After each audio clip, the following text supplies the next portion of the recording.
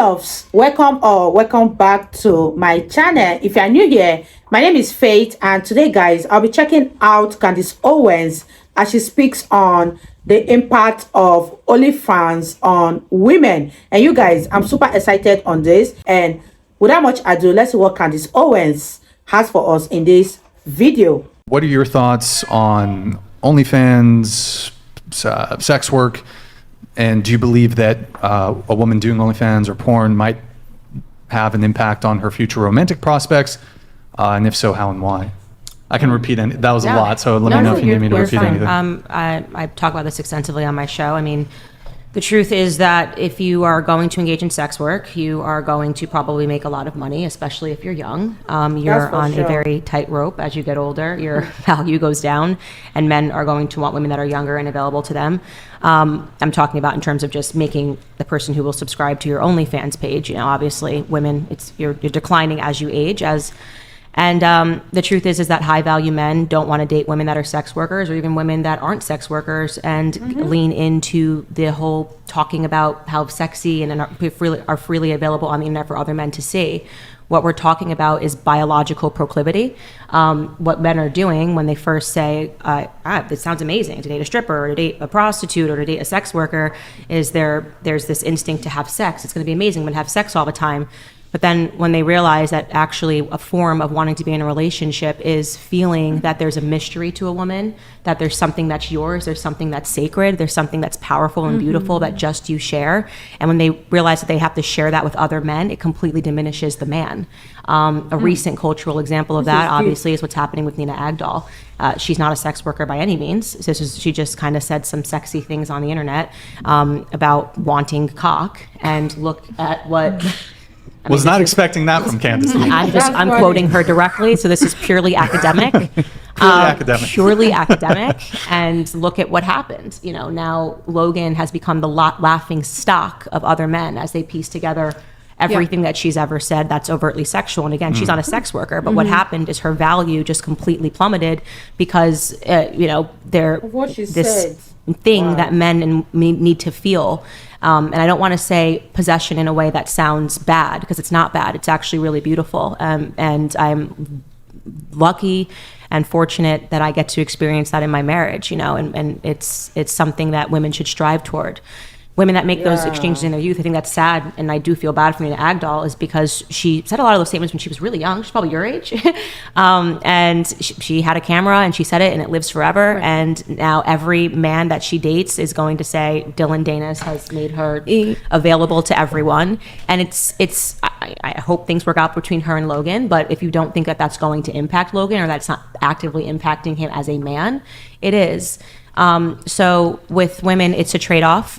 First thing you said was, I make money. This is about money.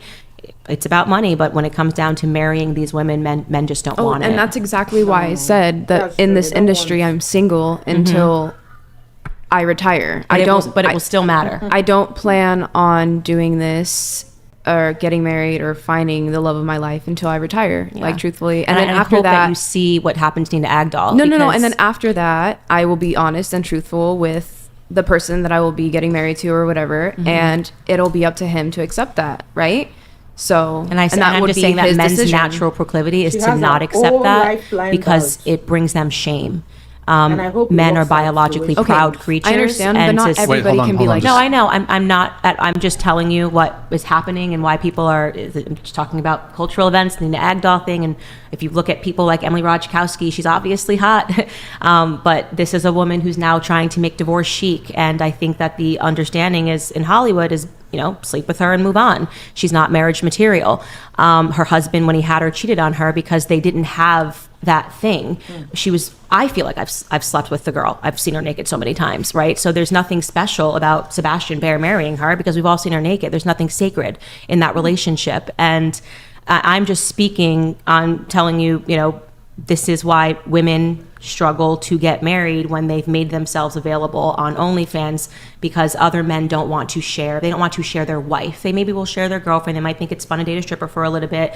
They might think, oh, this means I'm going to have sex 12 times a day. But then when it gets down to just their biological instinct, it's actually quite embarrassing for them as a man, because they can look up your girl and here she is, you know? So that's what I think is happening. Yeah, I'm just curious about your opinion on this, because I've seen like a couple of people in like red pill spaces, like Tates or people similar to that, talking about how they should marry a young woman. Would you agree or disagree that that might not be the most like rational course of action?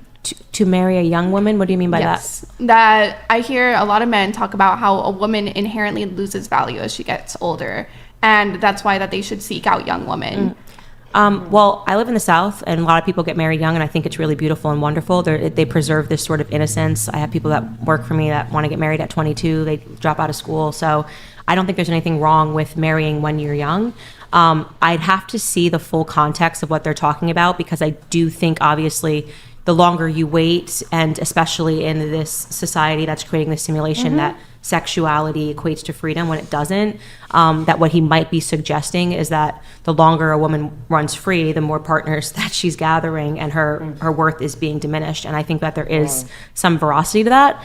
But, you know, if it's said in a way that sounds a little crass, like seek out younger women because they're not as used, and I can see why people would be offended by it, but that might be underpinned by a little bit of logic. So I'd have to see the clip in its entirety. Yeah, the reason why I'm asking is because in general, I think men do have a biological proclivity. I can't pronounce that Proclivity. word. Proclivity. You know, to seek out like youth and beauty. But I also think when it comes to like settle down, you want a mother who's going to be responsible and good towards her children. So I think the idea that like men seek out beauty is true, but I also think men seek out a level of like responsibility and maturity that only comes with age. So I was just curious because of the other stuff I've heard from people. And also it's like sex is just sex. Like, it's just sex. And when you have a partner, you have an emotional connection with them. And so like the guy on your last podcast, he was on here a few days ago, he was saying how like for men, sex is just sex. But like spending time with a woman and like buying her things and like going on trips with her is like different than having sex with just random people. And that's why they were like in an open relationship or whatever. Can I just have you scoot your mic that way a little bit? Yeah, perfect. I mean, I definitely wouldn't say that like swapping DNA is like just sex. I mean, a man leaves a piece of himself inside of you. But man, that's the way they think. And like for women, we get attached to them emotionally, having sex with them. Which is why they get attached. It's more of a, when women have a lot of partners, it is different. It is worse in a way, and people don't want to admit that. But because we are more emotional, there is an attachment. It isn't just sex for women. You know, I think women are damaged by those relationships. Women like to think, because of the social simulation, that it can just be sex, it's whatever. Non-committal, the only people that benefit from that lie are men. You know, it is not great to have sex and have a man not call you back. It doesn't feel good. It doesn't matter if a BuzzFeed article says it does. I had a wonderful weekend and this is why I had sex and didn't worry about it. You feel used, and especially I would say if you're not a sex worker and you just, a man does that and never calls you back, and you don't even have money to show for it, I think it diminishes your self-worth even more than your worth to a man. The reason why I say sex is just sex is because in our line of work, we see it as transactional, right? Especially when we're working. And then at the end of the day, they go home to their wives or whatever, right? And it's like you're emotionally being there for them and taking care of them and doing all this, that, or the other. So then sex clearly isn't just sex. It's also emotional. It can be. Yes. It can be, yes. But I was saying, according to the guy that he had on the last podcast, he said that for men, sex is just sex. Well, and that I disagree with the idea that sex doesn't harm, or casual sex wouldn't harm a man or does harm women, or that sex is just sex. I think a lot of people tell themselves that, but I think it can like lead to a lifestyle of just like pure hedonism, whether you're like a man or a woman, and that can be like dangerous because then you're losing, you know, sight of other things that you value or other aspects of life. So I don't really think like I think for some people that can be true, but I think for the majority of people, like there's a reason why a lot of people are only into monogamy, or why that's been like the norm for a lot of cultures. And I think most people are a little bit hardwired to kind of seek out those intimate relationships. And I'm not saying it's impossible. I'm just saying I think that's how most people are, where casual sex can be harmful. And I think it can definitely be harmful for men. I want to be clear. I'm saying that it's different for men and it's different for women, but I don't agree with the statement sex is sex. It's just sex at all.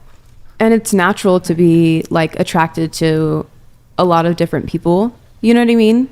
So it's like, but that comes with self-control. I think attraction is one thing, and acting on those needs or wants by sleeping with multiple people, I don't understand that.